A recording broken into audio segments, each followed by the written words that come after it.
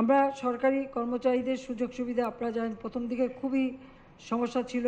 যখন আমরা একটু আর্থিকভাবে সচ্ছল হলাম 2015 সাল থেকে আমরা প্রত্যেকটা সরকারি কর্মচারীর সুযোগ সুবিধা আমি বৃদ্ধি করে দিয়েছি।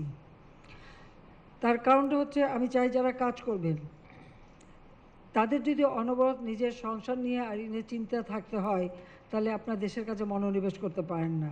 সেটা বিবেচনা করেই আপনার জীবনটা যাতে সুন্দর হয় সেই বাসস্থান থেকে শুরু করে শিক্ষা, চিকিৎসা এবং ট্রেনিং, বিদেশে পাঠিয়ে ট্রেনিং সব দিকেই কিন্তু আমরা ব্যবস্থা নিয়ে রেখেছি। কারণ আমরা দুর্নীতিমুক্ত সমাজ যেমন গড়তে চাই, সেই সাথে সাথে যারা কাজ করে তাদের দক্ষতা এবং যোগ্যতাও যেন হয় অর্জন করতে পারেন, সেদিকেও আমরা দৃষ্টি দিয়েছি। স্বাধীনতার পর যুদ্ধবিধ্বস্ত দেশে যদি জাতির পিতা আমাদের এই সরকারি অফিসারদের বিদেশে পাঠিয়ে ট্রেনিং করায় আনতে পারেন, তা আমরা এখন পারবো না কেন? যদিও মাঝখানেটা বন্ধ হয়ে গিয়েছিল, 96 সালে শুরু করেছিলাম, 2001-এ বিএনপি এসে আবার সেটা বন্ধ করে দিয়েছিল, আমরা আবার তা চালু করেছি।